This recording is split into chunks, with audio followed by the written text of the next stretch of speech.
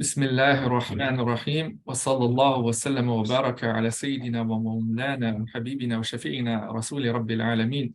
اللهم صل وسلم وزد وبارك عليه وعلى آله صلاة تخرجنا بها من ظلمات الوهم وتكرمنا بها بنور الفهم وتوضح عنا بها ما أشكل حتى يفهم أنك تعلم ولا نعلم أنت علام الغيوب.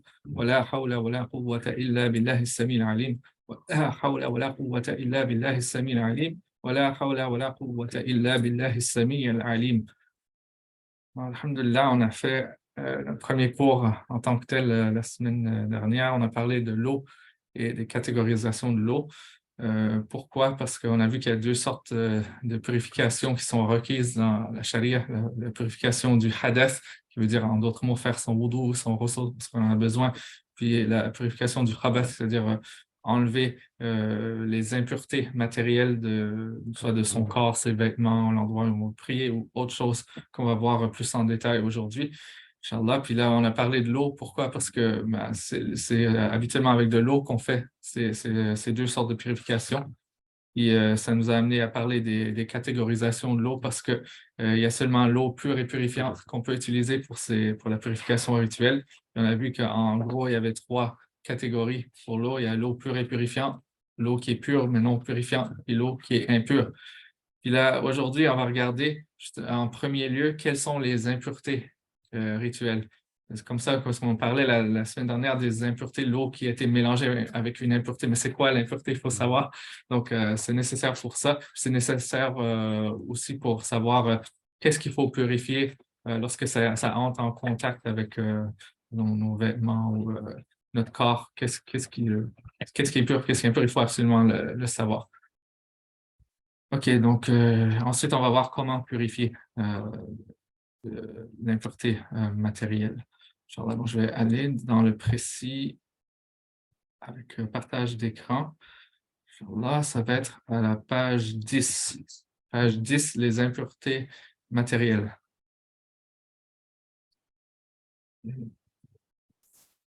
Donc, Cheikh Pabio, Allah le préserve, il dit la règle veut qu'à l'origine, toute chose soit considérée comme étant pure, jusqu'à preuve du contraire. Oui, effectivement, c'est le cas. Ensuite, il dit, or, si on sait que les corps purs sont illimités et que les corps purs sont limités, on se bornera à énumérer les corps impurs, par quoi on saura que tout le reste est pur. Ça, OK, premièrement, le fait que les corps purs soient illimités, fihi nadar, comme on dit, c'est discutable parce que, en fait, euh, par rapport aux choses qui sont créées, les choses qui sont dans le monde, c'est impossible, c'est rationnellement impossible que ça soit illimité. En fait, c'est une des preuves qu'on utilise dans la l'Aqida pour prouver l'existence d'Allah subhanahu wa ta'ala.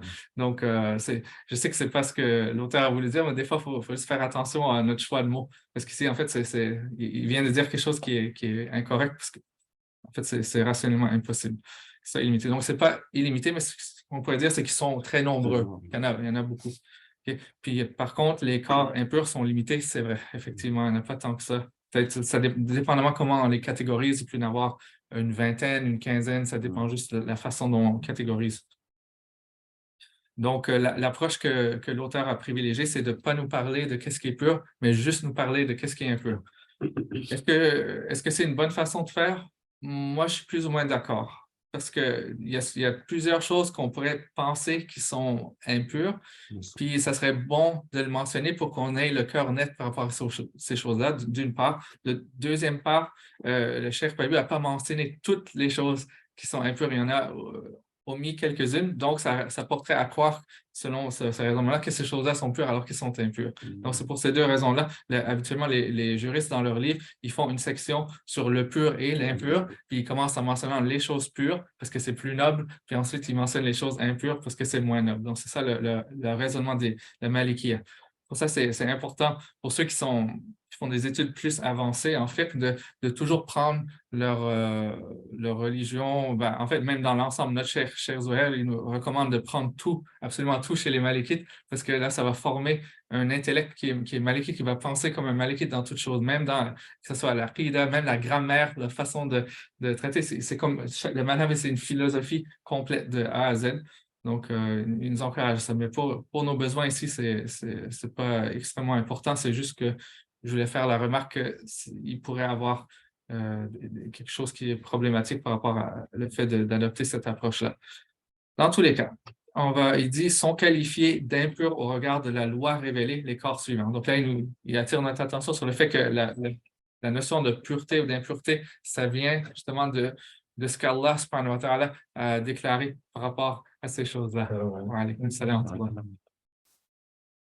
OK, donc, puis que c'est pas juste parce qu'une chose, on la considère sale par la coutume, que ça sera nécessairement considéré impur par la charia. Donc, il faut vraiment juste se baser sur ce que dit la charia pour ces choses-là.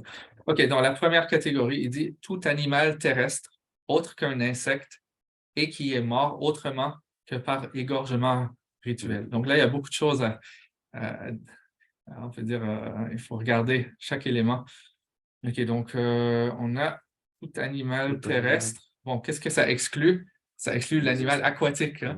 Donc, ça veut dire les poissons, les crustacés, les mollusques, les reptiles marins comme les alligators, les crocodiles, les caïmans, les amphibiens qui passent plus que la moitié du temps dans l'eau, là, comme certaines grenouilles.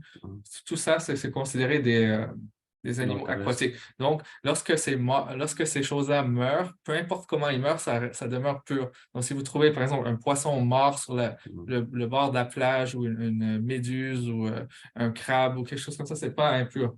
Même vous pourriez même le manger si c'est pas pourri, là, que ça ne va pas vous causer des problèmes de santé. OK, donc ça, c'est pour l'animal terrestre. Ensuite, il dit autre qu'un insecte. Là, il veut dire que parmi les animaux terrestres, il faut exclure les insectes. En fait, tous les insectes sauf un, c'est le pou. Al-qaml, le pou qui est dans les cheveux, là, qui va sucer le sang. Lui est considéré comme impur selon le mashhour de l'école malikite, donc la vie en vigueur, la vie populaire de l'école. Ça veut dire que si vous avez disons, une araignée qui meurt, c'est pas impur. Ou, je sais pas, disons, il y avait une mouche, disons, qui vous a atterri dessus, puis, ou un maringouin, un moustique, hein, vous l'avez frappé, puis là, ben, c'était l'heure de la prière. Est-ce qu'il faut laver ça? Non. À moins que si le moustique avait piqué quelqu'un, puis il y avait du sang, là comme c'est une petite quantité, ça serait recommandé de le laver, mais c'est pas obligatoire. Mais oui, ça sera considéré impur dans ce cas-là, parce que là, il a sucé le sang de quelqu'un, ça va dans la catégorie le sang répandu qui vient dans cette liste-là plus tard. Mais si l'insecte n'a pas gobé du sang de quelqu'un d'autre, son corps est pur. Est-ce que ça veut dire qu'on peut manger des insectes comme ça? Non, parce qu'il y a une autre règle qui va entrer en conflit avec ça, c'est la règle. Est-ce qu'il y a quelqu'un qui essaie de montrer ça? OK, non. OK.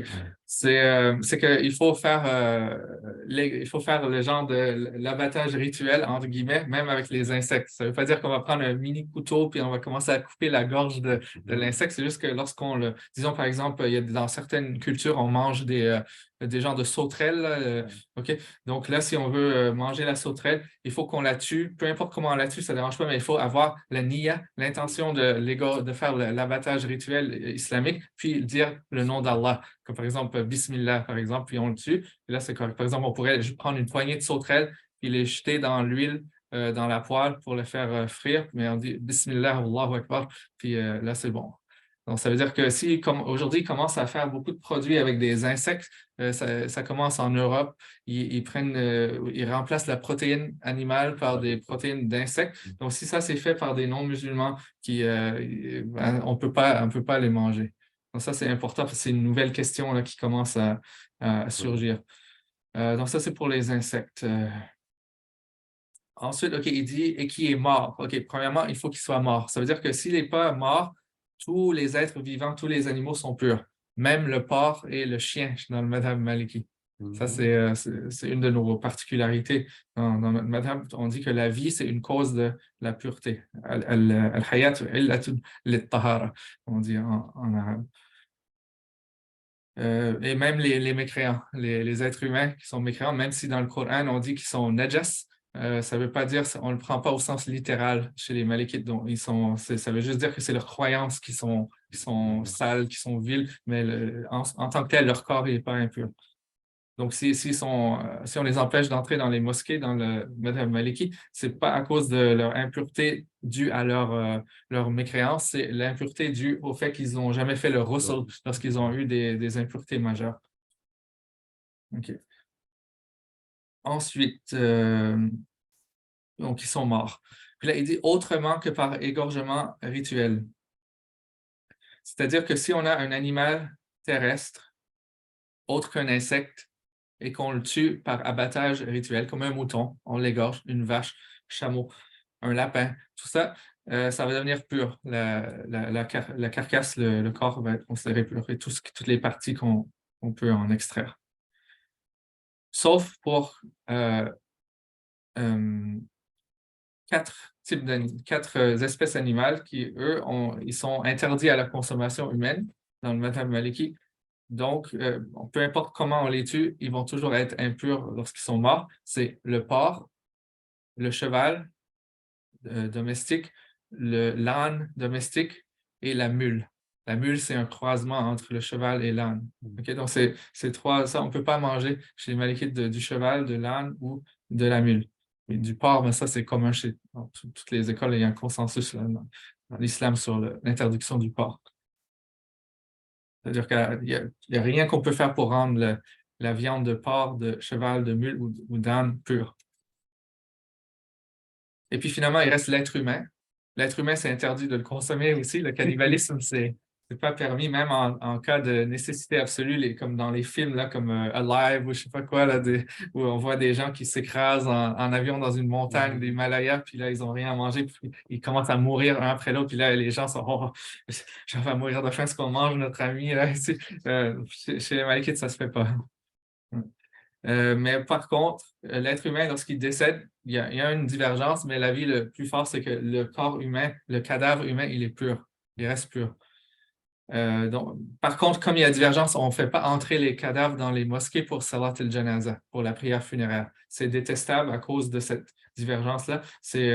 On devrait faire les Salat al-Janaza ailleurs que dans les mosquées, si c'est possible. Puis si c'est pas possible parce que c'est le seul endroit où, comme ici, ça pourrait être difficile, je ne sais pas, par rapport aux lois du pays. Mais si oui, on met le corps à l'extérieur de la mosquée, par exemple, près de la porte ou quelque chose comme ça, puis on fait la porte en arrière, puis on fait la prière comme ça. Les gens sont dans la mosquée, mais le corps reste à l'extérieur. OK, donc ça, c'est par rapport à ça. Donc, l'utilité de ça, c'est que si jamais on enlève des parties du corps humain, comme par exemple lorsqu'on se taille les ongles, les ongles vont être considérés purs. Alors que si on utilisait la logique normale, ça serait impur. OK, donc ça, c'est pour la première ligne, que je pense qui était celle qui était la plus complexe. Après ça, ça devrait être plus simple. Deuxième ligne, tout ce qui se détache de l'animal terrestre qui n'a pas été égorgé rituellement, comme la bave, la sueur, la morve et les larmes. OK. Pourquoi il nous dit ça? C'est parce que la bave, la sueur, la morve, les larmes, des animaux vivants, ils sont purs, peu importe l'espèce animale. Même si un porc pouvait avoir des larmes, ça serait pur. La sueur de porc, la bave de porc ou de chien. Donc, si un chien vient vous lécher, comme ici, il y a beaucoup de chiens, donc ça peut arriver qu'un chien soit excité et vous voit, là, puis il vient puis il vous lèche, on n'est pas tenu de purifier ça. Donc, ça, c'est important à savoir. On n'est pas tenu de... On n'est pas tenu de le purifier chez les Malikis, hein, parce que chez les Malikis, c'est considéré pur. Même chose pour les autres espèces animales, là, les chats, par exemple. Des fois, les chats vont vous lécher, là. C'est la même chose. Ouais. Abdurrahman, vous avez des chats chez vous, hein? OK. Maintenant, c'est pas juste la bave, la sueur, tout ça. Ah oui, il y a les œufs aussi, hein. Donc, les œufs des animaux qui n'ont pas été égorgés rituellement. Par exemple, si une poule est décédée sans qu'elle soit égorgée, puis là, on trouve un œuf dans son corps, on ne peut pas le manger. Oui. C'est quoi la mort? La morve, c'est comme quand tu te mouches, c'est ce qui te sort de ton nez. Ouais. Ouais. Inch'Allah. OK. La chair, oui. OK, ben, moi, j'aimerais parler d'autres choses que Cheikh n'a pas mentionné. Donc, la bave, la sueur, la morve, les larmes, les œufs, OK. Mais aussi, bien, ce qui est plus évident, ça serait la viande, par exemple. C'est sûr, on ne peut pas manger de la viande des animaux terrestres qui n'ont pas été égorgés rituellement. Donc, c'est ça toute la question de la viande haram. C'est ça, habituellement, ça tombe dans cette catégorie-là. C'est qu'on a un animal on pourrait consommer s'il était égorgé correctement, mais il n'a pas été égorgé correctement. Par exemple, ça a été égorgé par un polythéiste, ou bien ça a été égorgé par un athée, ou bien ça n'a pas été égorgé, ça a été tué par balle, ou ça a été tué de toute manière, sauf l'égorgement qui est correct. Là, la viande, elle est impure et interdite à la consommation. Aussi, les os, par exemple, si on prend les os de ces animaux-là, puis on fait quelque chose avec l'os, des bijoux, quelque chose comme ça, on ne pourrait pas les porter pendant la prière. Aussi, quoi d'autre? La peau, oui, ça, on avait parlé la dernière fois. Disons, c'est une vache qui est morte de cause naturelle. On ne pourrait pas prendre la peau puis faire quelque chose qu'on pourrait porter pendant la prière avec ça. Parce que ça serait impur. Mais on avait dit on ne peut pas les acheter non plus, mais on peut, si jamais on a des vaches, une vache meurt, on peut prendre la peau, la tanner, puis faire des choses avec, mais c'est juste qu'on ne peut pas les amener dans les mosquées ou les porter durant la prière. Question. Oui, Par rapport à cet aspect de la peau, oui. il n'y a pas une méthode pour purifier. Il n'y a pas de méthode pour purifier. Il n'y a que la peau d'âne, de cheval et de mule qui est purifiée par tannage dans le madhab. Ça, je ne l'avais pas mentionné la semaine dernière, mais c'est parce qu'on n'a pas souvent ces peaux-là dans nos sociétés. C'est souvent des peaux de vache ou de mouton hein, ou de chèvre. Donc, la prière serait-elle jugée invalide? Invalide, ouais. Oui, exactement. La prière serait invalide si on avait ça sur notre corps, comme disons une ceinture en cuir qui n'est pas du cuir halal. Oui. J'ai une question pour les peaux de mouton qu'on a égorgées Oui. en islam. On peut prier sur ce. Oui, la question c'est est-ce qu'on peut prier sur les peaux de mouton qui sont égorgées correctement? La réponse est oui. Puis s'ils ont leur laine, si on n'a pas enlevé la laine, parce que des fois, il y a comme genre de tapis de prière qui sont faits juste avec une peau de mouton avec de la laine dessus, même si ce n'est pas égorgé correctement, celui-là, on peut prier dessus parce qu'en fait, on ne prie pas sur la peau, on prie sur la couche de laine. Donc, il y a un obstacle entre nous et l'impureté, puis c'est correct dans ce cas-là. Bonne question. Oui, donc là, on était à la peau. Puis il y a aussi les plumes. Il faut faire attention aux plumes aussi, parce qu'il y a plusieurs choses qui sont faites avec des plumes d'animaux non égorgés sur le marché. Comme quoi? Des oreillers, des édredons, c'est-à-dire les couvertures épaisses là, qui sont remplies de duvet ou des choses comme ça. Il y a aussi, quoi d'autre? Les manteaux, certains manteaux d'hiver. Ici au Canada, on en a, ils ont des plumes dedans, mais c'est plus rare. Donc, il faut juste faire attention parce que c'est considéré impur. Puis, on va voir les règles là, par rapport aux impuretés qu'on peut pas, on peut même pas les utiliser, sauf lorsqu'il y a des exceptions. Puis, je vais mentionner tout ça là. Donc, il faut faire attention aux plumes. Par contre, les plumes, il y a la tige de la plume, il y a les petits poils qui sortent de la tige. Les poils, en tant que tels, sont purs. Donc, si jamais on les coupait et on faisait quelque chose avec, c'est pur. Mais la tige centrale, elle est impure. Donc, lorsqu'on a ces manteaux-là, ils ont la tige et les poils, donc c'est une impureté. OK, la prochaine catégorie, c'est... Ah oui, puis il y a aussi le gras, si jamais on faisait quelque chose avec le gras de l'animal qui n'a pas été égorgé. Ensuite, tout ce qui se détache de l'animal terrestre en vie, comme la chair, une corne, un ongle, etc. Donc, si jamais vous avez un animal terrestre vivant, puis par exemple, vous sciez sa corne, ben, la corne serait impure. Et puis, ouais, les ongles aussi, sauf l'ongle de l'être humain, comme j'avais mentionné. Même si on est considéré un animal terrestre, selon les juristes. Selon le discours en vigueur là, en Occident, on considère que l'homme est comme, c'est pas un animal, mais chez les fuqaha, ou même en islam de manière générale, ils disent que l'être humain est un animal par son aspect physique, mais il y a aussi un aspect angélique par son âme. Donc, son corps est presque pareil à celui des animaux. Il y a une forme qui est anoblie, mais quand même, il a besoin de se nourrir, de se reproduire, d'aller aux toilettes, de manger, ouais, tous ces besoins-là. Et puis, pour la partie angélique, ben, c'est ce qui nous permet de connaître Allah, subhanahu wa ta'ala, avec notre âme, et puis de se nourrir du dhikr d'Allah, subhanahu wa ta'ala, puis de l'adoration, comme pour le cas des anges. On a cette nature duelle, là.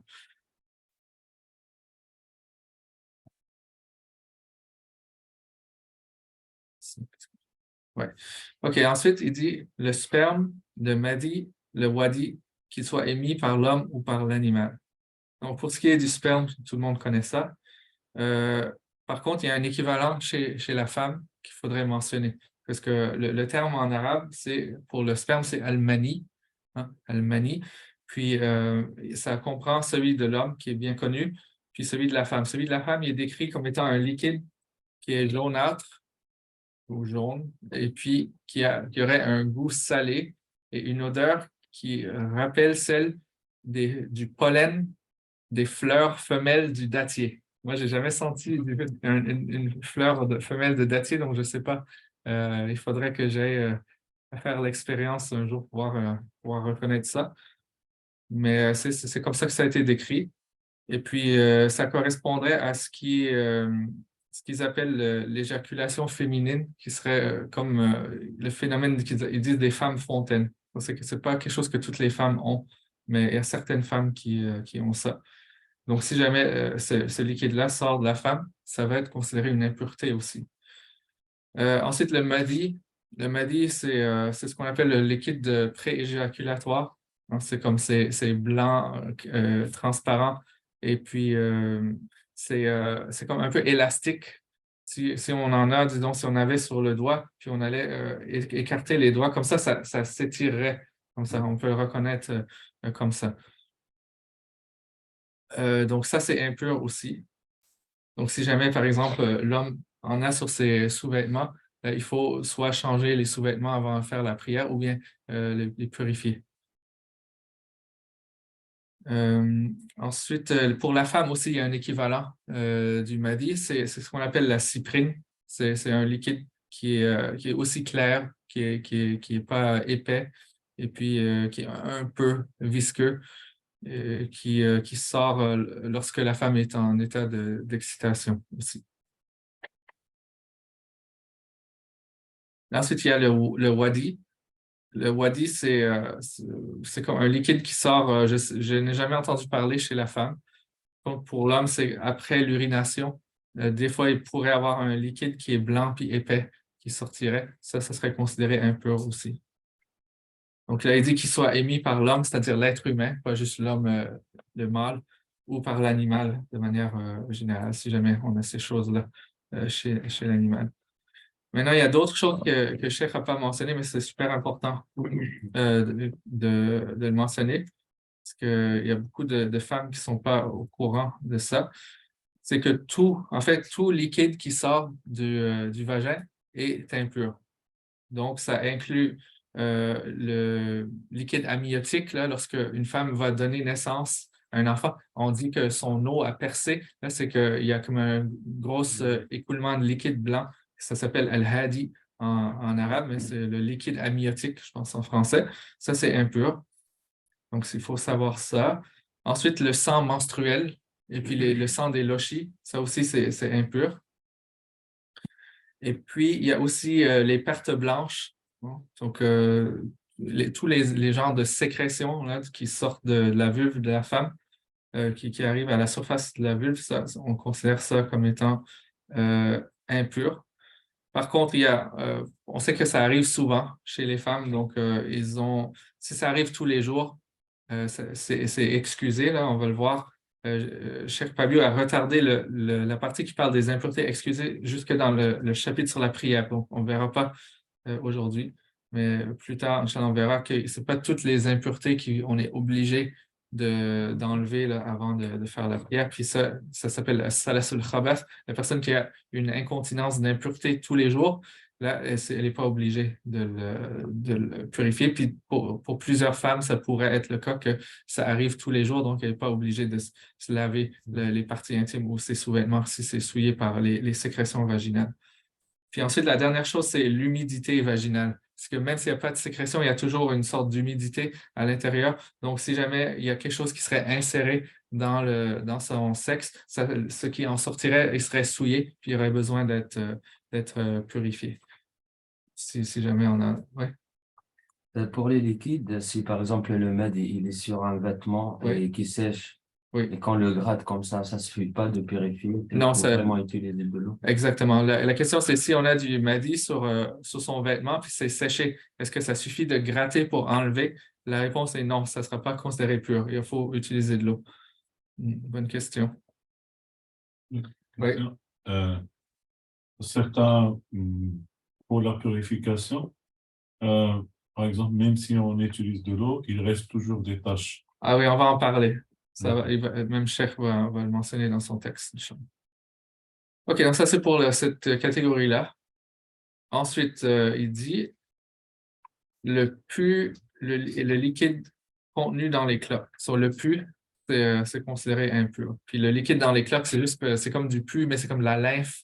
Hein? Pour ceux qui connaissent la biologie un peu, des fois, vous avez comme quand vous travaillez fort, il va y avoir comme un peu une ampoule, puis il va y avoir un liquide qui est très clair, blanc, transparent. Puis si on perce, ça va s'écouler. Ça, c'est considéré impur aussi. Puis le pu, ben, c'est juste plus épais, puis c'est comme blanche cassé, blanc œuf. Ouais. Donc, ça, c'est impur. Par contre, il va y avoir des dérogations. Là, c'est pas, ça, il faut que je le mentionne tout de suite, sinon il y a des gens qui vont avoir des wasawis par rapport à ça, si j'attends le chapitre sur la prière. Lorsqu'on a une quantité qui est un dirham ou moins, c'est-à-dire cette surface-là, quand on met notre pouce sur notre index et on fait un rond, si j'ai une surface de cette taille ou moins de 100 ou de plus, c'est excusé. C'est juste recommandé de laver avant de faire la prière. Donc, si jamais vous avez une coupure qui saigne puis un peu, puis vous n'arrivez pas à le laver, ça ne dérange pas, votre prière va être valide quand même. Vous avez un peu de pu, c'est pas grave, peu importe si ça soit sur votre vêtement ou sur votre corps. C'est exclusif pour la pu. Le pu, c'est exclusif pour le pu et le sang, mais pas les autres najasa, les autres impuretés. OK, ensuite, il dit le sang répandu. Okay, donc, à chaque fois qu'il y a un sang, peu importe l'espèce animale, même les espèces aquatiques, là, comme les baleines ou les poissons, si on les coupait et il y avait du sang qui jaillissait, c'est considéré impur. En fait, il n'y a que le sang qui reste après l'abattage, comme lorsque vous achetez de la viande halal, hein, il y a toujours un petit peu de sang qui est mélangé à de l'eau, puis ça, c'est pas grave. Là, vous pouvez même le manger, c'est pur, il n'y a pas de problème. Vous n'êtes pas obligé de laver ça. OK, ensuite, il dit l'urine est... Oui? Le sang répandu, c'est comme, juste que ça doit être comme, quand tu abats quelque chose et puis ça jaillit ou bien... Non, ça n'a pas besoin de jaillir. Okay. N'importe quelle coupure, n'importe quel sang qui sort du corps humain, que ce soit un saignement de nez, que ce soit une coupure dans la bouche ou même les gencives, si on fait la soie dentaire, puis tout ça, il faudrait rincer après avoir passé la soie dentaire, par exemple, on mettrait de l'eau dans sa bouche, puis on gargarise un peu, puis on crache pour purifier la bouche, pas l'avaler. On fait de son mieux pour ne pas l'avaler. Ensuite, le sang répandu. L'urine et les excréments de l'homme, donc de l'être humain. L'urine et les excréments, même des bébés, même les bébés qui ne mangent pas encore du solide, parce qu'il y a, dans d'autres écoles, ils considèrent que les garçons qui ne mangent pas encore des aliments solides, leur urine est pure, mais chez les malikites, c'est mutlaqan. Tous les urines et les excréments de tout être humain, peu importe l'âge ou le sexe. Ensuite, il dit de l'animal qui est déclaré incomestible par la loi révélée. En fait, incomestible, ça comprend ce qui est haram de manger, les animaux qui sont haram de consommer, puis ceux qui sont makruh, qui sont détestables de manger. Maintenant, ça demande de faire un cours sur les espèces animales, lesquelles sont permises, lesquelles sont détestables, lesquelles sont interdites. Mais juste pour vous donner une grande ligne, ce qui est détestable, j'ai déjà donné ce qui est interdit. On avait dit le porc, l'âne, le cheval, la mule. Et maintenant, pour ce qui est détestable, on pourrait dire de nos jours, en termes scientifiques, ce sont les mammifères prédateurs. Tous les mammifères prédateurs, que ce soit l'ours, le chat, le chien, le tigre, le lion, le loup, tous ces animaux-là sont détestables. Donc, s'il y a de l'urine de chien ou de l'urine de chat, c'est ce qu'on verra le plus souvent ici d'ailleurs, ça sera considéré impur parce qu'ils sont incomestibles du point de vue où c'est pas juste permis, c'est que c'est détestable de le manger. Par exemple, dans un pays musulman, si on trouve des saucisses c'est-à-dire de cheval, On ne peut pas manger des saucisses de cheval. Non. C'est considéré de la najasa. Il faudrait se faire vomir. Tout ce qui est cheval, il ne faut pas Il manger. ne faut pas manger. On ne peut pas manger le cheval. Non. Ouais, puis lorsqu'on consomme une impureté, le hukum, c'est qu'on doit se faire vomir même. Puis si on ne se fait pas vomir, la prière va être invalide pendant le temps que l'impureté serait dans l'estomac. Une fois que ça passe dans les intestins, là, la prière va être valide de nouveau. Mais c'est ça, c'est si on est capable de se faire vomir. Si on n'est pas capable de se faire vomir, la prière va rester valide. Puis on n'aura pas de péché. Donc c'est sérieux, là, l'affaire des najasa. Ensuite, il dit de l'animal incomestible comme l'âne ou le porc. Et ensuite, et de l'animal comestible qui se nourrit d'impuretés. Comme il y a certaines espèces d'animaux, on ne peut pas les empêcher, ils veulent toujours manger des impuretés comme les poules, par exemple. Donc, ce qui donne que l'urine de poule, à moins qu'on soit sûr ou presque sûr qu'ils n'ont pas mangé d'impuretés, ça serait considéré impur. Et ça amène une ramification. Si vous avez des œufs qui sont pas comme les œufs qu'on achète au magasin ici au Canada, mais qui viennent de la ferme, et puis on voit, comme dans les pays musulmans, on voit des petites taches là, d'excréments de poule dessus. Il faut les laver avant de faire bouillir l'œuf. Si on fait des œufs bouillis, il faut le laver.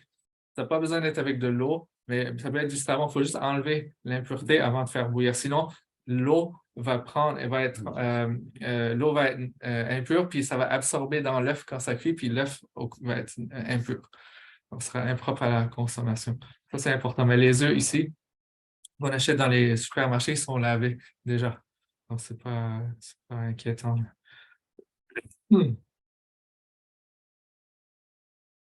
OK.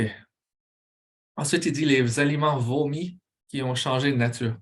Puis, habituellement, lorsqu'on vomit, ça a toujours changé de nature. Ça veut dire qu'il y a soit le goût, l'odeur ou la couleur de l'aliment qui est plus pareil. Puis, habituellement, si on a vomi, c'est parce que ça a eu le temps de se mélanger avec l'acide gastrique. Donc, ça va avoir un goût qui va être déjà plus amer. Donc, je n'ai jamais vu ou entendu de vomi qui ne serait pas changé. Il faudrait quasiment que la personne l'avale puis vomisse immédiatement.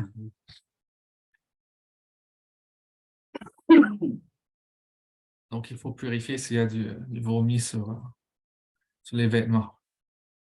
Puis en dernier lieu, l'alcool. Ce qu'on veut dire par l'alcool, c'est tout liquide qui est enivrant qui va produire les mêmes effets que l'alcool. Donc, peu importe que ce soit de la bière, du vodka, du vin, tout ça, c'est considéré impur. Maintenant, oui. L'alcool, par exemple, l'alcool éthique qu'on trouve dans les vanilles liquides. Oui, l'alcool qu'on trouve dans l'essence de vanille, l'extrait de vanille, oui, c'est impur. Ça aussi, on ne peut pas utiliser ces extraits-là. Ouais. Il y a certaines formes pour des médicaments qui contiennent des petites quantités. On va parler de ça pour les médicaments juste après.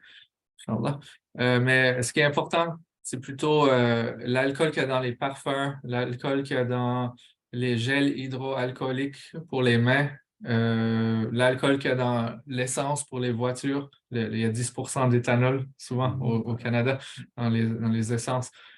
Pour ça, il y a des divergences par rapport à la pureté ou l'impureté de ça. Là, pour l'essence, je pense qu'on ne peut pas éviter parce que dans toutes les stations-service, il y en a. Mais pour ce qui est du parfum, puis le gel hydroalcoolique, c'est préférable d'éviter à cause de la divergence. Parce qu'il y en a de nombreux savants qui disent que c'est impur, c'est interdit, sauf en cas de nécessité. Et puis d'autres qui disent non, c'est parce que ça n'a pas été fabriqué pour que ça soit bu. C'est pas comme une boisson alcoolisée. C'est considéré pur. Donc, il y a une divergence. Puis lorsqu'il y a des divergences comme ça, c'est mieux d'éviter par scrupule, par wara'. Donc, moi, personnellement, j'évite tous ces alcools-là. Mais j'ai parmi mes chouyours qui le considèrent pur et puis qui l'utilisent quand même. Puis on verra pour les médicaments après.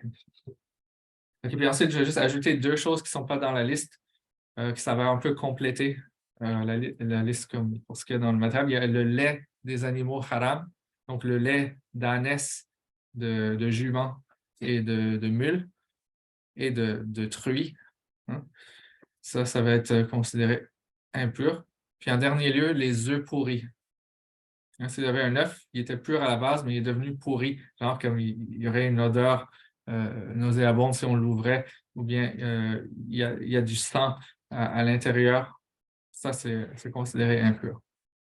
Je ne sais pas si c'est juste une goutte. Là. Des fois, vous avez comme une genre de petite goutte de sang là, qui est bizarre, mais non, on veut dire s'il y a beaucoup de sang dedans. OK, maintenant, ça m'amène à parler du hukm, ou le statut d'utiliser la najasa. Donc là, je vais changer. Je vais aller dans un autre document.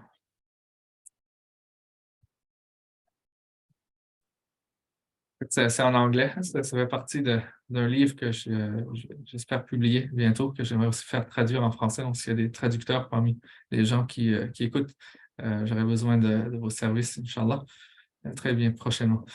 Donc, donc c'est interdit avec la najasa de manière générale, comme j'ai dit, de faire la prière si on a la najasa sur la najasa. Donc, c'est par exemple un tapis de prière sur lequel il y a, je sais pas, un chien qui a vomi dessus. OK. Là, il faut laver avant de prier dessus. C'est interdit aussi de transporter quelque chose qui est impur pendant la prière. Là, c'est là la question de la ceinture de cuir ou bien du qamis avec une tache de madi ou n'importe quoi comme ça. C'est pas permis, puis ça va invalider la prière. Dans la plupart des cas, on verra ça plus en détail par rapport à la validité de la prière dans le chapitre sur la prière. Ensuite, c'est interdit de faire la prière ou le tawaf aussi. Hein. Le tawaf, c'est comme la prière, faire le tour de la Kaaba. Hein, c'est la même chose. Lorsqu'on a des impuretés sur notre corps. Et puis, c'est interdit d'amener des impuretés dans les mosquées. Par contre, si on a lavé la chose avec du savon, par exemple, il ne reste plus de traces de l'impureté, mais c'est encore considéré impur. C'est-à-dire, il y a le hukm, j'ai dit la semaine dernière, il y a les molécules elles-mêmes, puis ensuite, il y a le statut juridique, l'interdiction qui demeure tant que ça n'a pas touché de l'eau fréquente. Ça, on peut aller dans la mosquée avec ça. Avec quelque chose on a enlevé la najasa, mais on ne l'a juste pas purifié. Comme là, votre exemple, là, vous aviez gratté le madi, puis il ne restait plus de traces. Vous pourriez aller à la mosquée avec ça, mais c'est juste qu'on ne peut pas faire la salat avec. Et puis ensuite, c'est interdit de la consommer, c'est-à-dire de la boire ou la manger. Donc ça s'applique à toutes les sortes d'impuretés. Maintenant, puis on va voir les exceptions. Maintenant, il y a 2 choses qui sont propres aux choses qui sont en soi impures. Comme la liste qu'on vient de voir, c'est la liste des choses qui sont intrinsèquement impures. Maintenant, il y a des choses qui sont pures, mais qui ont été souillées par la najasa, comme le vêtement. Là, le vêtement, il est pur à la base, c'est que là, il y a une tache d'urine ou de vin ou quelque chose comme ça. Maintenant, qu'est-ce qu'on... Ah oui. Maintenant, quand c'est l'impureté qui est intrinsèquement impure, c'est interdit de l'utiliser pour quoi que ce soit. On peut même pas... on peut rien faire avec, en fait. Sauf ce qu'il y a dans la liste d'exceptions sur la page suivante. Puis on peut ni l'acheter, ni le vendre, ni le donner même à quelqu'un. C'est pour ça que lorsque vous avez, par exemple, vous achetez quelque chose, pensez que c'était une viande qui était halal, puis là, vous regardez, puis oh, j'ai acheté la mauvaise sorte. En fait, c'était pas ils avaient mis le paquet de viande haram dans le rayon, puis je l'ai acheté par erreur. Maintenant, si vous êtes capable de le retourner pour un remboursement, vous faites ça. Mais si jamais ils les acceptent pas ou quelque chose comme ça, là, vous ne pouvez pas le donner à un non-musulman en disant parce que chez les Malikis, on considère que les non-musulmans, ils sont responsables aussi de suivre les règles de la charia. Et puis, s'ils ne le font pas, ils vont avoir une punition accrue dans l'au-delà à cause de ça. Donc, on ne peut pas les encourager à faire quelque chose qui est qui est haram pour nous parce que c'est aussi haram pour eux, même s'ils ne savent pas ou ils ne le reconnaissent pas. OK, bon, maintenant les exceptions.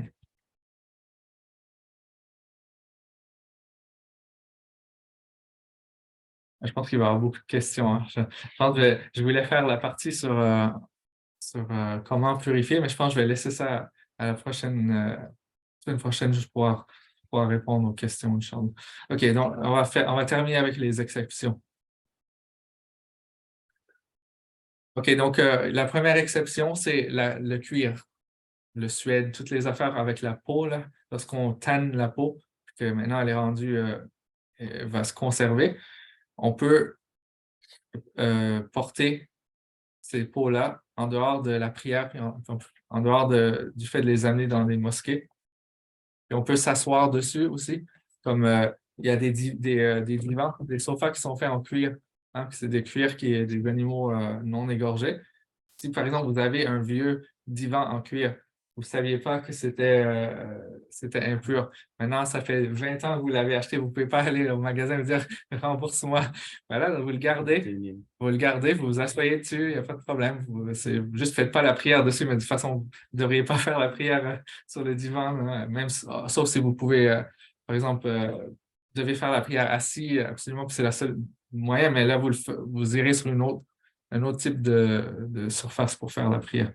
Et est-ce que le feu comme refaire le wudu à chaque fois on le touche Non, OK. Oui, bonne question. On n'a pas à faire de wudu lorsqu'on touche à l'impureté. L'impureté, c'est une chose, puis l'impureté matérielle, là, le khabath, c'est une chose, puis l'impureté immatérielle, le hadath, c'est autre chose. Il n'y a pas de lien entre les deux. Ok. Puis oui, aussi avec le cuir, on peut utiliser ça pour transporter de l'eau, comme les gourdes de peau que les Bédouins là, utilisent dans le désert.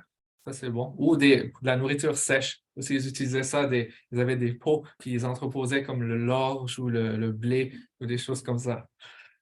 Mais pas des liquides qu'on peut manger là, à part de l'eau, comme du lait ou de l'huile, des choses comme ça, parce que c'est en contact avec cette impureté-là, tout le liquide serait considéré impur automatiquement.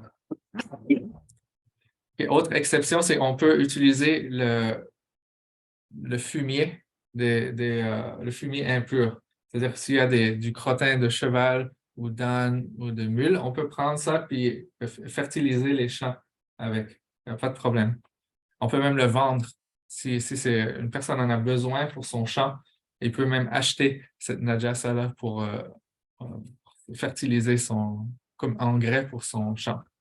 Une question. Ouais. Est-ce que l'excrément des animaux comme les moutons, est-ce qu'on peut prendre ça pour, comme chez nous, des fois, dans les jardins, on prend les excréments pour fertiliser en fait la terre, quoi. Oui, la question c'est est-ce qu'on peut utiliser l'excrément de mouton pour fertiliser? La réponse est oui, parce que les excréments de mouton sont purs d'ailleurs, contrairement à ceux de l'âne ou de la mule ou du cheval. Donc ça, si c'est impur, on ne peut pas. On peut l'utiliser aussi. Oui, c'est ça. C'est une exception à la règle.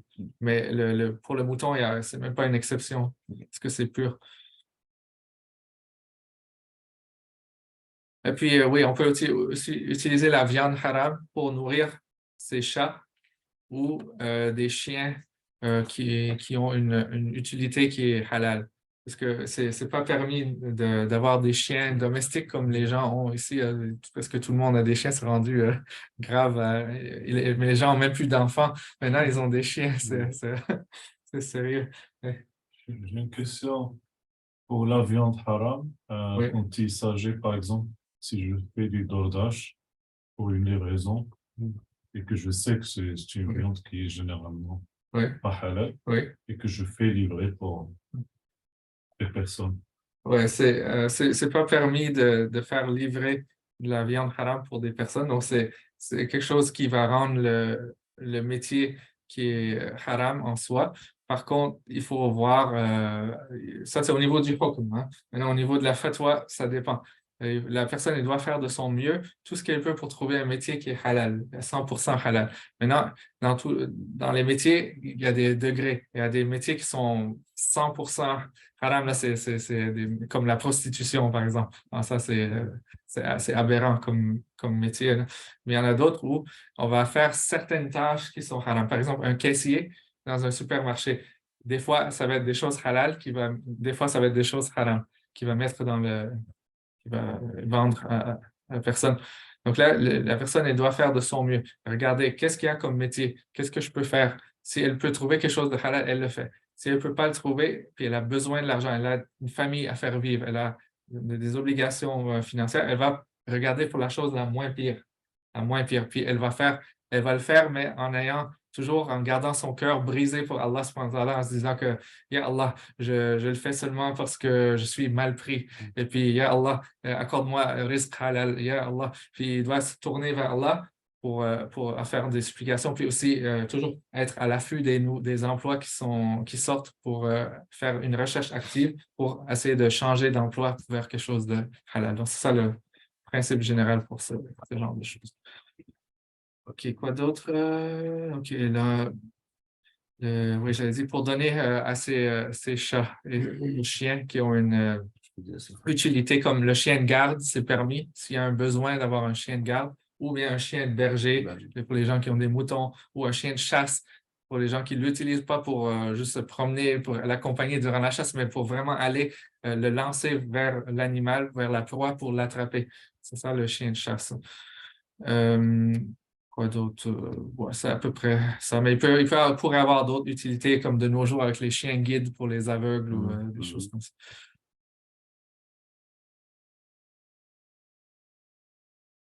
Et puis, ouais, donc est-ce que c'est permis d'acheter de la nourriture pour chat comme on a dans les supermarchés? C'est de la viande haram, la nourriture pour chat. Donc, à la base, c'est pas permis. Maintenant, si la personne se trouve mal pris, trouve ça, ce qu'on devrait faire, c'est leur donner des restes de table. Mais si jamais il n'y en a pas assez, ou Cheikh Al-Marili, il dit qu'on peut exceptionnellement acheter ces choses-là pour eux. Ouais. Même si, par exemple, on achète du poisson. Ah oui, on peut acheter du poisson. Le poisson, c'est halal. C'est juste qu'il y en a d'autres, le poulet, le bœuf, ceux-là sont halal. Donc, on devrait tout faire pour éviter, mais si on est mal pris, on peut les acheter pour les chats. Ensuite, ouais, le reste, c'est pas pertinent. Je vais sauter pour les médicaments, là.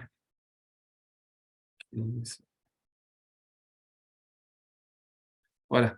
Pour ce qui est des médicaments qui ont des impuretés.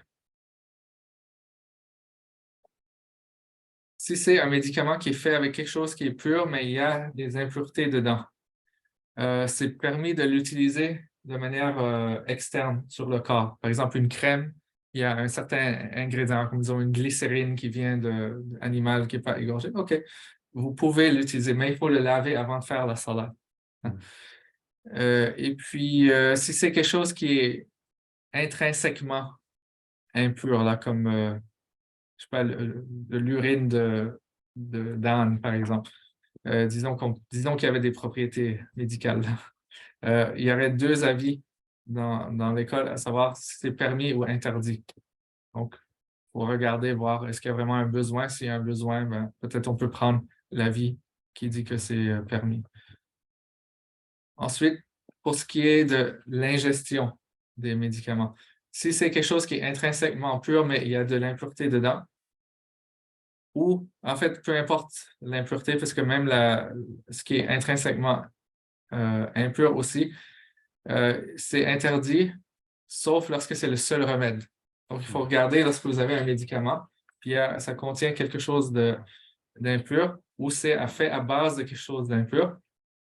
Il faut voir, est-ce qu'il y a d'autres remèdes qui pourraient me guérir ou non? Sinon, là, c'est permis de l'utiliser. Enfin, par rapport à l'alcool, si c'était comme, disons, les médecins découvrent que le vin a une telle ou telle vertu thérapeutique, donc que ça peut être utilisé pour guérir telle ou telle maladie, la règle, ça serait que ça serait seulement permis de consommer si c'était pour sauver la vie. Donc là, ce n'est pas juste si c'est le seul remède, mais pour l'alcool, il faut que ça soit une question de vie ou de mort. Puis que c'est la seule façon de sauver la vie. Et puis maintenant, je ne suis pas certain. Maintenant, s'il y a de l'alcool en petite quantité dans un médicament, là, je ne sais pas si on doit considérer ça comme la règle pour l'alcool, on le consomme juste en cas de vie ou de mort, ou est-ce qu'on considère comme quelque chose qui est juste mutanajis, quelque chose qui est intrinsèquement pur avec une najasa dedans? Je ne sais pas. Il faudrait que je pose la question à mes professeurs. Ensuite, lorsqu'on est en situation de vie ou de mort, on meurt de faim ou de soif, là, c'est permis de consommer de la viande haram, même du porc, si c'est la seule chose, juste pour pouvoir rester en vie. Et puis boire quelque chose de najis, sauf du vin, hein, parce que l'alcool, ça va déshydrater encore plus le corps, donc ça ne va pas vous aider. Et puis, ouais, si jamais il y a quelqu'un en train de s'étouffer sur quelque chose, puis que le fait de boire quelque chose aiderait à faire passer la chose qui l'étouffe, là aussi, on peut boire un liquide qui est impur, même du vin dans ce cas-là. OK, donc c'est ça pour... cependant, on a passé presque 50 minutes. Je pensais pouvoir faire l'autre partie, mais il va falloir le faire la semaine prochaine. OK, est-ce qu'il y a d'autres questions ici dans la salle avant que je passe aux questions en ligne? Oui. Ouais, j'ai deux questions par rapport à ça. La dernière fois, on avait dit que le vinaigre d'alcool ou du vin, c'est halal. Oui, Maintenant, exactement. parfois, on peut trouver, il reste par exemple une quantité, par exemple 10% d'alcool qui reste dans le vinaigre. Oh, 10%, non, ça c'est pas possible. Peut-être 1 ou 2%, mais j'ai jamais entendu parler plus. Si jamais c'était tant que ça, là, ce serait inquiétant. Ce serait inquiétant, là, je sais pas. Nous, ce qu'on avait vu, c'est que ça ne dépassait pas vraiment les 2-3%. Mais Puis, ça reste halal dans ce cas-là, parce que il y a eu une transformation suffisante pour qu'on considère que c'est plus un liquide enivrant. Et si j'ai un parfum qui, je doute qu'il y a de l'alcool, je ne peux pas faire ça. Il y a divergence. Là, c'est à vos risques et périls. Si vous pouvez faire le taqlid, dire OK, je vais suivre l'avis que c'est pur, mais lorsque vous avez des divergences comme ça, et surtout que ça invalide la prière selon l'autre avis, moi je dis, et puis il y a aussi d'autres comme Cheikh Al-Marili qui dit que c'est mieux d'éviter par précaution. C'est par le wara'. Ça fait partie des shubuhat, hein. C'est des choses douteuses, donc c'est mieux d'éviter. Je ne sais pas si vous pouvez revenir sur le premier point, jusqu'à présent, j'ai pas compris comme tout animal terrestre, un insecte qui est mort autrement que par ça dit que à la base, les animaux terrestres sont impurs ou bien?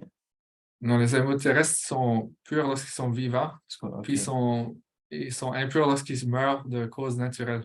Ah, OK. Ou qui ont été tués, mais sans égorgement rituel. OK. Ouais. OK. Je vais commencer à regarder pour les questions en ligne. Je vois qu'il y a énormément de... OK, par rapport aux les dons de sang. Bonne question.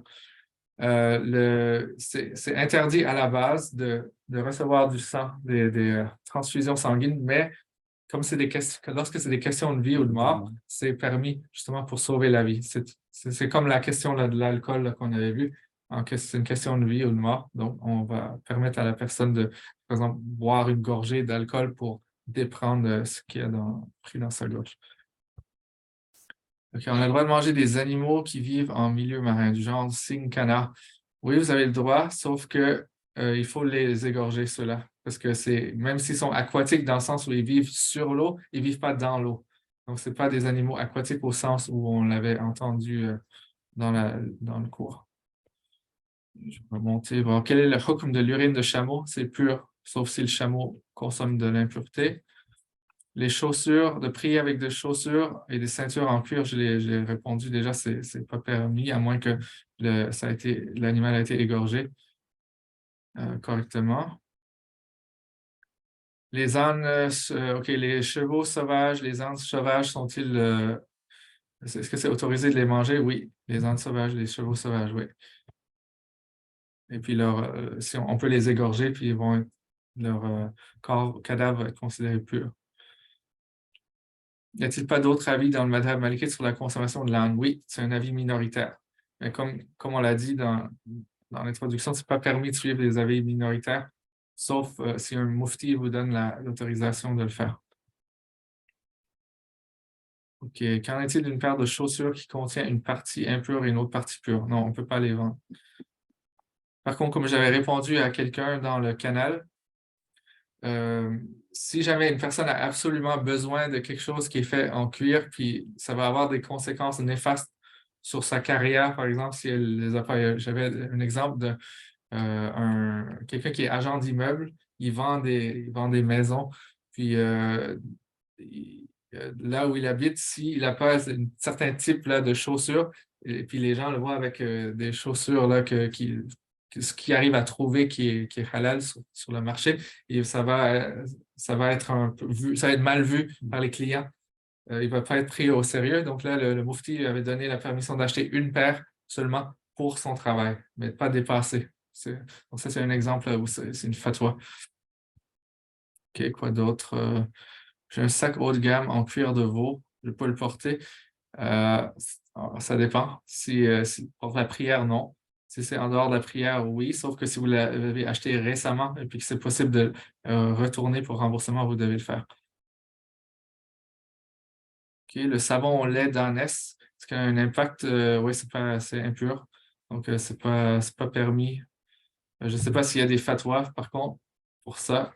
Il faudrait voir là où c'est utilisé massivement, où il y a des malikites. Je ne sais pas si au Maroc, par exemple, si c'était utilisé massivement. Il faudrait voir qu'est-ce que les mouftis ont dit là-dessus au Maroc. Mais sinon, à la base, oui, c'est impur. Et puis, il faudrait dans tous les cas le laver avant de faire la salat. OK, qu'en est-il de l'alcool présent dans les aliments, mais indétectable, comme dans les brioches, les pâtes à tarte? Non, c'est pas qu'il est indétectable, si l'alcool a été ajouté par après, c'est impur, même si on ne pourrait pas le détecter. Donc, si vous voyez dans les ingrédients alcool, il faut éviter. Mais si c'était maintenant un fruit, vous avez un fruit, puis il a été laissé au soleil un peu, puis vous goûtez, vous dites, il a commencé à avoir une petite fermentation, là, mais il est encore bon, il n'est pas moisi, ça, on peut le manger, c'est pas un problème. Parce que la question, c'est est-ce qu'il y a des molécules d'alcool? Non, ça ne nous intéresse pas si ça vient d'une fermentation naturelle. Comme par exemple, même si vous faites du nabith, c'est par exemple une boisson qu'on fait disons, avec des dattes, on les laisse dans l'eau et puis on laisse pendant une journée, par exemple, puis après ça, on enlève les morceaux puis on boit. Ça, c'est permis parce que même s'il y aurait quand même qu'il y aurait quelques, disons 0,5% d'alcool si on testait, ce ne serait pas quelque chose qu'on peut utiliser pour s'enivrer parce que le taux d'alcool est trop faible. C'est tout ce qui est à 0,5% au moins, c'est scientifiquement prouvé que c'est impossible de se saouler avec ça parce que le foie, je sais pas, le corps humain, il métabolise et l'alcool plus vite que l'être humain serait capable de boire ça. Donc, ce n'est pas un problème. Mais si on ajoute l'alcool après, dedans, comme une boisson alcoolique, disons, j'ai du vin, disons, et puis je mets ça, je fais cuire disons, je fais de la cuisine avec du vin. Il y a beaucoup de recettes françaises où on met du vin dans la recette. Puis on dit que, disons, je le fais bouillir pendant 5 heures jusqu'à temps que tout l'alcool est évaporé. Est-ce que je peux le manger? Non. Parce que là, c'est moi qui l'ai ajouté après. Donc, j'ai mis de la najasa dans la nourriture. Puis là, maintenant, la najasa, l'impureté s'est répandue partout dans tout l'aliment. Puis, je ne peux plus le purifier maintenant. Je ne peux pas mettre de l'eau dedans pour. C'est impurifiable. Donc, ça, c'est impur. Donc, même chose pour les brioches et les pâtes à tarte, etc. Il faut faire attention à ça. OK, quoi d'autre? Urination en anglais, miction en français. Ouais, c'est. Des fois, je ne suis pas trop. Des fois, je suis plus à l'aise en anglais. OK.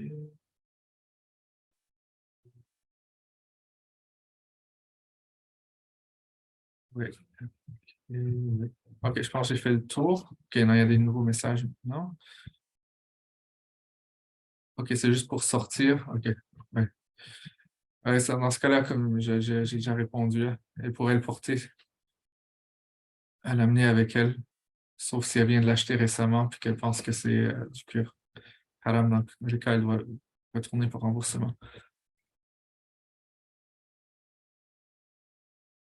Lorsqu'on achète quelque chose par erreur qui contient de la najasa, doit-on le jeter? On doit le retourner pour un remboursement si c'est possible. Sinon, on le jette ou on fait comme, disons, si j'ai dit que c'était de la viande haram, si on a des chats, des chiens, ben, on le donne aux animaux. Sinon, ben, on peut le jeter dehors en l'espoir qu'un animal sauvage va pouvoir s'en nourrir.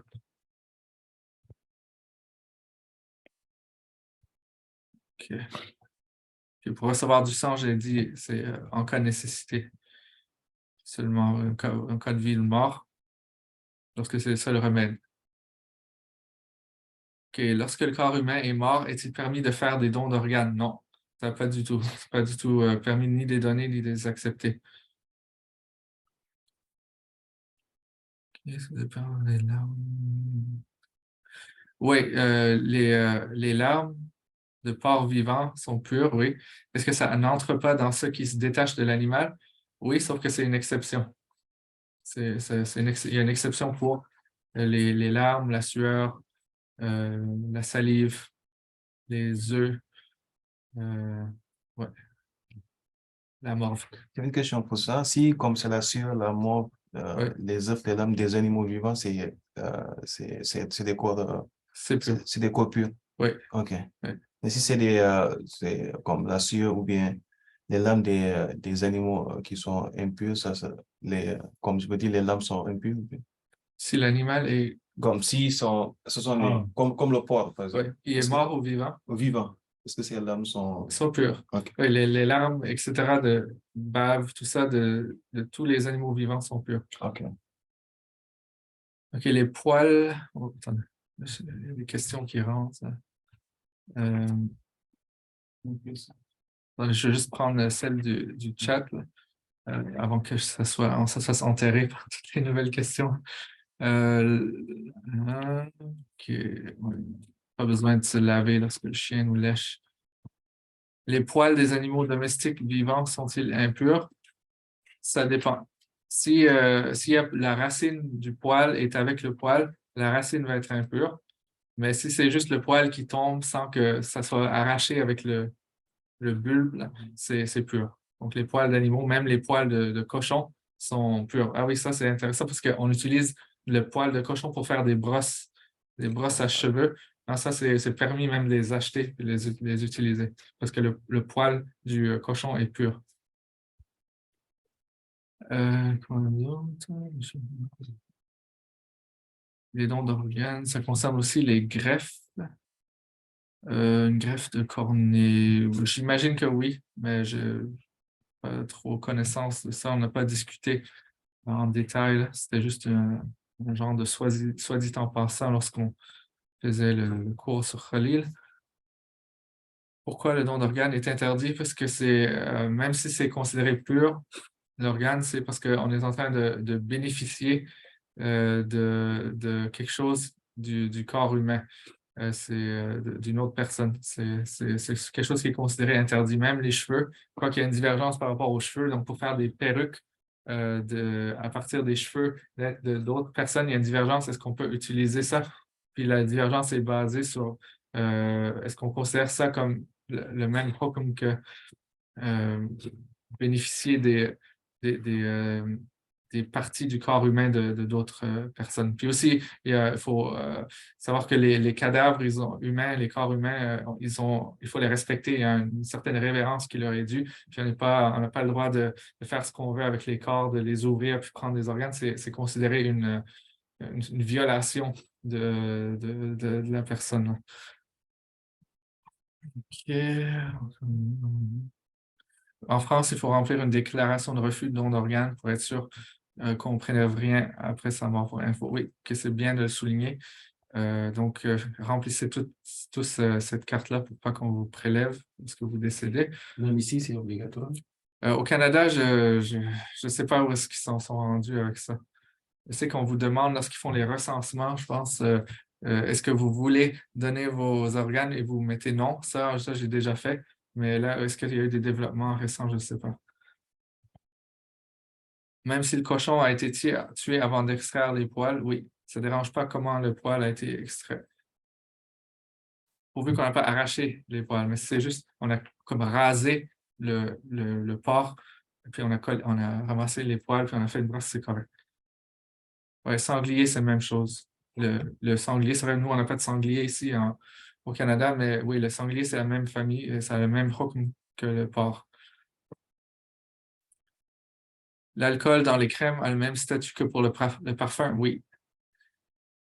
Beaucoup de questions, machallah. J'ai jamais eu autant de questions que ça pour un cours, Inch'Allah. J'espère que ça va continuer comme ça. Ça veut dire que vous êtes intéressé par le sujet, Inch'Allah. C'est des choses qu'on fasse chaque jour. Ouais, c'est vrai. Mais souvent, je trouve, malheureusement, les gens, ils posent pas assez de questions. Ils font leur vie comme ça, puis ça n'interroge pas trop, hein. C'est très bien, Inch'Allah. Il va falloir que j'y aille. Donc, pour toutes les autres questions, vous allez les mettre en dessous du vidéo, dans le groupe Telegram, dans la partie QR, purification rituelle. C'est là que vous posez vos questions. Puis je vais répondre, Inch'Allah, quand j'aurai le temps. Là, j'ai toutes sortes de choses qui suivent une à la suite de l'autre. Donc, ça va être quelques heures encore. Peut-être d'ici dans 4 ou 5 heures, le replay, l'enregistrement sera affiché. Inch'Allah, mais vous n'avez pas besoin d'attendre à ça. Vous pouvez déjà commencer à mettre vos questions dans ce chat-là, dans Telegram, et je vais répondre plus tard, Inch'Allah. Une petite rapide question. OK. C'est dans les chewing-gums ou les yaourts, dans les ingrédients qui contiennent gélatine. Ouais. La gélatine, on en a parlé la dernière fois, c'est halal selon beaucoup de savants malikites, mais il y en a d'autres qui disent que c'est haram. Donc, c'est comme pour l'alcool, c'est préférable d'éviter. Mais si on en mange, on peut quand même décider de suivre cet avis-là qui dit que c'est pur. وإياكم. إذا نسأل الله أن يعلمنا ما ينفعنا وينفعنا بما علمنا إنه على ما يشاء قدير وبالإجابة جدير ونعم المولى ونعم النصير وصلى الله على سيدنا محمد وعلى آله وصحبه وسلم.